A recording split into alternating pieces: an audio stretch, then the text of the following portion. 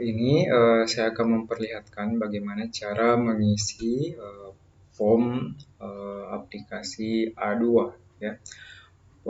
Formulir 1721 A2 ya. Ini formulir untuk bukti potong dari bendahara. Di dalam file ini ada beberapa sheet ya. Yang pertama ada petunjuk dan pengisian, kemudian ada data pegawai, kemudian ada ini yang lembar formulirnya ya, formulir A2-nya. Jadi yang akan kita cetak nanti di sini. Jadi ini nanti yang akan kita cetak. Kemudian bahan import ini tidak perlu ya, tidak perlu kita perhatikan. Kemudian ada sheet 2. Di sheet 2 ini berisi nama, kemudian MPWP dan NIP. Saya pindahkan ke atas ya. Email atau nomor HP kalau ada silakan dimasukkan. Kemudian di sheet 3 ini berisi nama, gaji pokok, kemudian tunjangan fungsional dan tunjangan beras. Ini nanti akan masuk di data pegawai. Nah, jadi alur kerja dari form ini file ini adalah data dari sheet ini, sheet 3 ini itu nanti yang akan masuk di data pegawai. Kemudian data pegawai ini yang akan nanti masuk di ini yang formulir A2. Jadi seperti itu prosesnya. Jadi formulir A2 ini tidak ada yang kita input, tidak ada yang kita otak-atik di sini. Ini hanya terima jadi dari pengisian data pegawai dan juga di sheet 2. Sheet 3 ya, sheet 3. Jadi fokus pengisian kita itu ada di sheet 3 ini, sheet 4 itu tidak ya, cuma berisi tanda tangan saja. Jadi fokus pengisian kita itu di sini, di sheet 3 ini. Ya. Di sheet 3 ini fokus pengisian kita itu di gaji pokok, kemudian tunjangan fungsional sama tunjangan beras. Oke, saya hapus.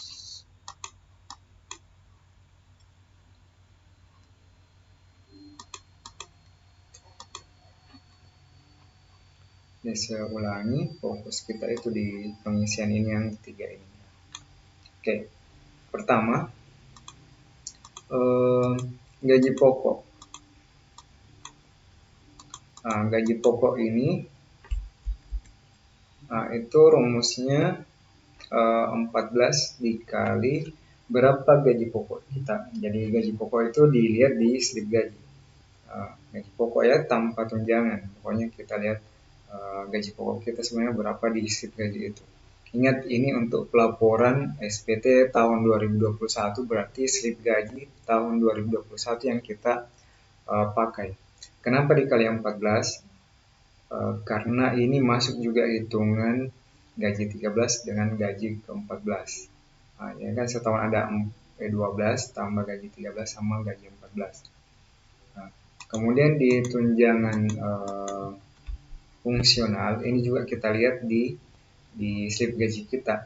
Ternyata kalau untuk tunjangan fungsional buruh itu besarannya itu 185.000. Nah, kita kali 14 juga ya. Kali 14 juga sama yang tadi di gaji pokok. Kemudian untuk tunjangan beras itu dikalikan dengan 14 bulan, kemudian dikali dengan berapa kepala yang masuk dalam tanggungan kita. Kalau misalnya cuma masih single berarti kali 1.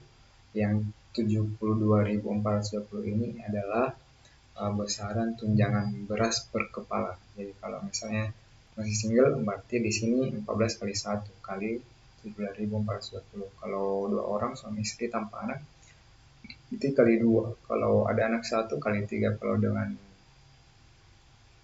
2 anak berarti kali 4. Seperti itu. Nah, dari sini, dari sheet 2 ini yang kemudian akan masuk di kemudian dulu. Kita ke sheet 2 ya. sheet 2, di sini ada pengisian nama, kemudian NPWP dan NIP. Nah, NPWP di sini itu nanti akan masuk di data pegawai. Ya. Nah, misalnya ini, ya, NPWP ini akan masuk di data pegawai. Oke. Jadi untuk di data pegawai ini yang kita isi itu, fokus pengisian kita itu hanya di bagian ini. NIP, nama, alamat pegawai, golongan, pangkat, jenis kelamin, NIK, status, kemudian jumlah tanggungan, jabatan, masa proyek penghasilan bulan, kemudian ya itu saja. Kemudian yang angka-angka ini dia akan otomatis muncul, ya. Dia otomatis muncul yang gaji pokok. Nah, gaji pokok ini berasal dari sheet 3 tadi. Tunjangan istri juga berasal dari sheet 3 tadi. Anak, nah, itu semua. Jadi yang di bagian ini tidak ada yang kita isi, ya. Tidak ada yang kita isi. Pokoknya tidak ada yang kita otak-atik. Yang di otak-atik itu hanya bagian data saja. NIP. Untuk NIP saya akan coba mengambil dari ini ya, sheet 2. Dia tidak muncul. Ini dia misalnya kalau di sini ya, nah, dia tidak muncul.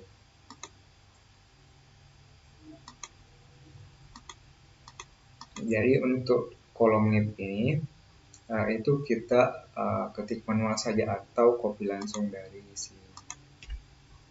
Saya copy saja ya ke data pegawai. Kemudian nama saya coba copy juga dari sheet 2, apakah bisa? Nah, ternyata tidak bisa, ya, tidak bisa.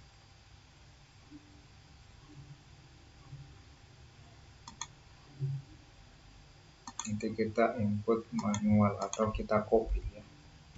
Kita ketik saja langsung.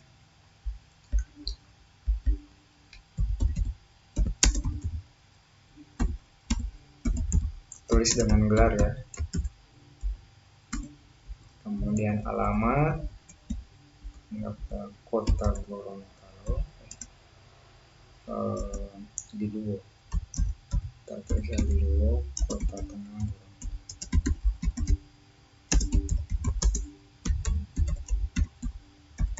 Oke, sudah. Kemudian golongan.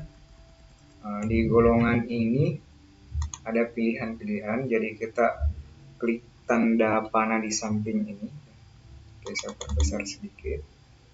Ini ada tanda panah di samping, itu kita klik, kita cari golongan kita. Kalau tidak ada,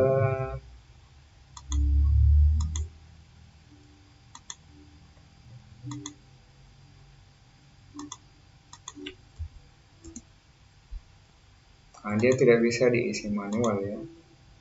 Dia cuma langsung memilih. Kok hilang ini?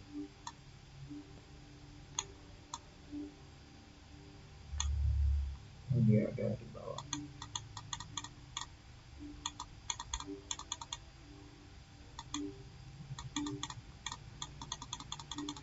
Kita cari ini 3A. Untuk pangkat dia akan terisi otomatis. Ketika golongannya benar, dia akan terisi otomatis. Kalau golongan 3D berarti penata tingkat 1. Karena kita cuma golongan 3A berarti kita memilih 3A. Kemudian jenis kelamin. Jenis kelamin laki-laki. Ini kita kosongkan saja, menjadikan 0. Kemudian status pernikahan, kawin atau tidak kawin. Jadi kita mengisinya sesuai pilihan di sini. Kalau kawin ya pilih TK, kalau kawin pilih K kawin.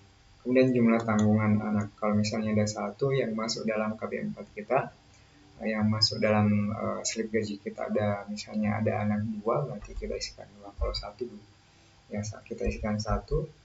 Kalau tidak ada, yang kita isikan 0.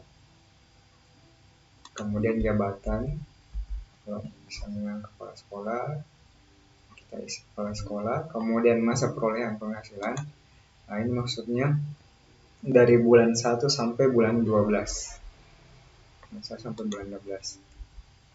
Nah, di bagian ini gaji pokok sampai ke belakang, sampai ujung, itu dia akan otomatis terisi ketika di sheet 3 tadi itu kita isi. Jadi ketika kita sudah mengisi di sini, ini akan otomatis terbaca di data pegawai, gaji pokok data pegawai. Jadi ini tidak manual lagi kita input ya, manual ini otomatis. Coba kita perhatikan gaji pokok di sini itu 36 juta 111.600 di sheet 3 kayak sama ya. Data di tunjangan istri kita lihat, tunjangan istri dia tidak ada di sini.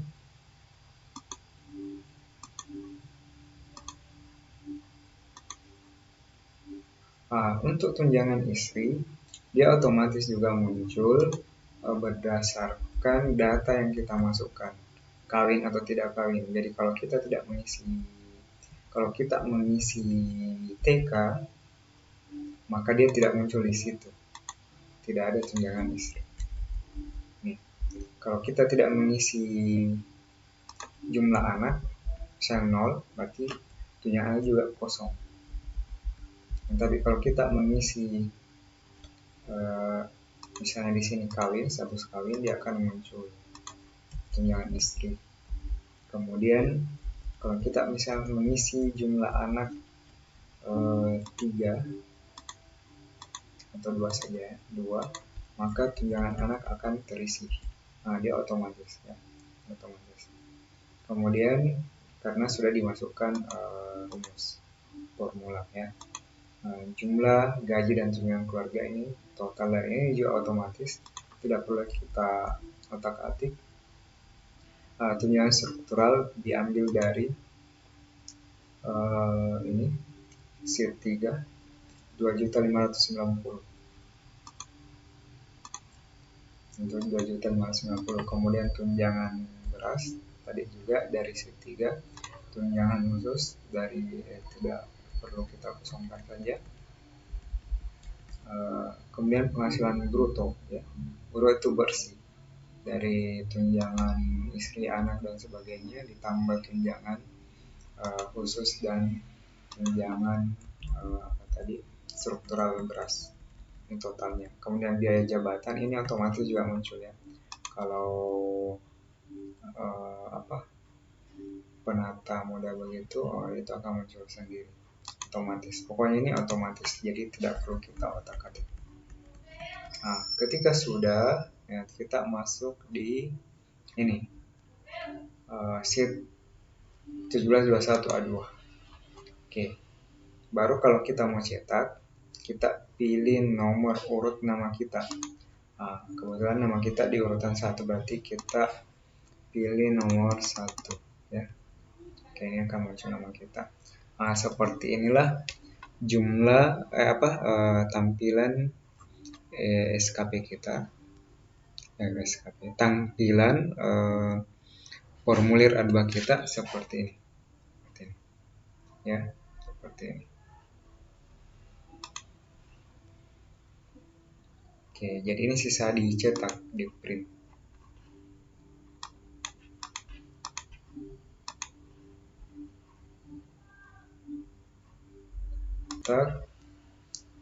Kita ini nama kita sudah benar, sudah muncul. Nah, seperti inilah formulir A2 kita cetak. Kemudian untuk yang di bagian yang perlu kita ubah itu hanya di tanggal ya, tanggal berapa kita mau tempatkan di sini, misalnya tanggal 7 atau tanggal hari ini tanggal 8 boleh, terserah kita mau yang tanggal, asal jangan sampai lewat dari tanggal 31 Maret. Nah, seperti itu. Jadi seperti ini cara pengisian aplikasi POM A2 untuk Dinas Pendidikan dan Kebudayaan Kabupaten Gorontalo. Oke, sekian.